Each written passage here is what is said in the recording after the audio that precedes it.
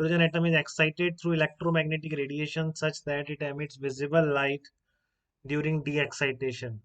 Find out maximum wavelength of the radiation by which it is possible. ठीक है, find out maximum wavelength of radiation by which it is possible. तो देखो बेटा क्या कह रहा है, ये आपका स्पेक्ट्रम है, यानी उल्टा बना दिया मैंने, ऊपर वाले के बीच स्पेस कम होनी चाहिए। कोई बात नहीं, इसको हटा देते हैं। n=1, n=2, n=3, ऐसा है। ठीक है ना? हाँ, किसी ने बता दिया क्या आंसर? कई लोगों ने बताया क्या? हाँ, ये बिल्कुल सही बताया है। नहीं, थोड़ा सा गड़बड़ हो रहा है लेकिन ये 103.5 नैनोमीटर थोड़ा सा गड़बड़ है। नहीं, सही होगा आपका, आपने नैनोमीटर में बताया होगा, मैं एंगस्ट्रॉम में देख रहा हूँ। 1028 एंगस्ट्रॉम। अप्रोक्सीमेट सही है आपका, चेक करो एक बार देखो।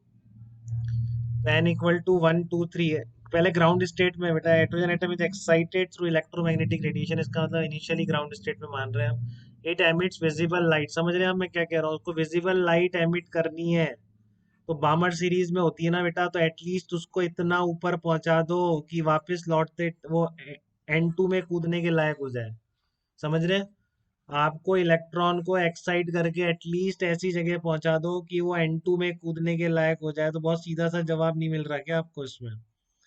आप कहाँ पहुंचाओगे? n=4 तक पहुंचाने की जरूरत थोड़ी नहीं है आपको, केवल कहाँ तक पहुंचाने की जरूरत है? n=3 तक पहुंचाने की जरूरत है, क्योंकि 3 से जब कूदेगा तो 2 में जब गिरेगा तो विजिबल लाइट तो एमिट करेगा। बताइए, क्योंकि आपको विजिबल के लिए कहाँ तक पहुंचाना है? 2 में गिरने वाला ही विजिबल विजिबल लाइट निकालेगा बेटा। तो 2 में गिरने के लिए एटलीस्ट 3 तक पहुंचाना पड़ेगा कि नहीं पहुंचाना पड़ेगा? एटलीस्ट इलेक्ट्रॉन शुड भी, समझ में आ रही? इसमें पता नहीं क्या दिक्कत आती है, मुझे नहीं समझ आता, आप बता दीजिए अभी कोई दिक्कत आ रही हो तो।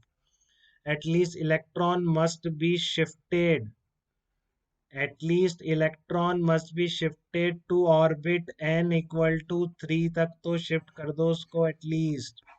क्योंकि फिर जब वो वापस लौटेगा तो अपने आप आपको विजिबल रीजन में लाइट दिखेगी बेटा, एनर्जी दिखेगी, क्योंकि वो 2 में कूदेगा ना। आपको क्योंकि इसने बोला है मैक्सिमम वेवलेंथ, बोला है मिनिमम एनर्जी की बात कर, और ज्यादा दोगे तो ऊपर चला जाएगा n=4।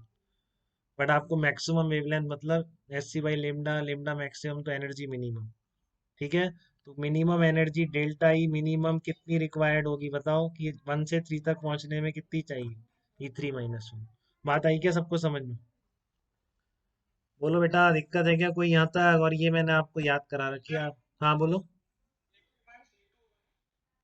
फिर वही बात देखो, ध्यान से समझो। इनिशियली बेटा पार्टी के देखो इलेक्ट्रॉन n=1 में था, फिर आपने इसको एनर्जी देना शुरू किया थ्रू इलेक्ट्रोमैग्नेटिक रेडिएशन, तो एटलीस्ट इसको 1 से शिफ्ट करके 3 तक पहुंचा दो, जिससे कि जब ये आगे डी एक्साइट होगा तो 2 में कूदेगा कि नहीं कूदेगा? अगर आपने इसको 2 तक ही पहुंचाया तो फिर विजिबल रीजन थोड़ी नहीं आया। एटलीस्ट इसको कहाँ से कहाँ तक पहुंचाना पड़ेगा? 3 में पहुंचाना पड़ेगा। बताइए अर्पित, आप पूछ रहे थे क्या? अब क्लियर है ना? हाँ, क्योंकि आपको एटलीस्ट कहाँ तक पहुंचाना पड़ेगा? n=3 तक पहुंचाना पड़ेगा, जिससे वापस कूदे तो अपने आप 2 आएगा ना बेटा रास्ते में। अब बाकी तो पूरी पॉसिबिलिटीज है, बहुत सारे इलेक्ट्रॉन सब होते हैं कि 2 में भी कूदेगा, डायरेक्टली भी कूद सकता है, तो एक इलेक्ट्रॉन की बात नहीं कर रहे। तो मिनिमम आपको कहाँ तक एक्साइट करना है उसको? n=3 तक। तो मिनिमम ये मैंने आपको याद करा रखा है, आपको कहीं से निकालने की जरूरत नहीं है। ठीक है ना? अभी आपके पास लिखा हुआ है 12.09 इलेक्ट्रॉन।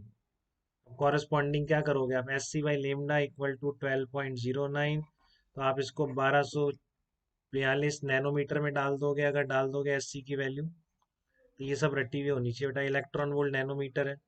और अगर आप SC की वैल्यू 12420 डाल दोगे तो आपके पास ये एंगस्ट्रॉम में आ जाएगी। आपकी मर्जी है किस में चाहते हैं, क्या ऑप्शन दे रखे हैं उसमें डाल दें।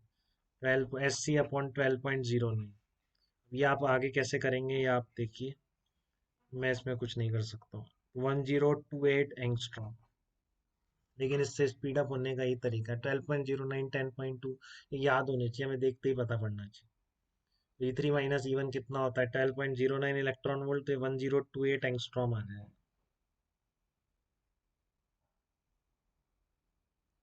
ठीक है, कोई तकलीफ बेटा यहाँ तक आपको? इससे ही निकालें बेटा फिजिक्स में, उससे 1/λ से निकालेंगे, आंसर मैच नहीं करेंगे ऑप्शन में, बता दो। थोड़ा बहुत डिफरेंस आ जाता है।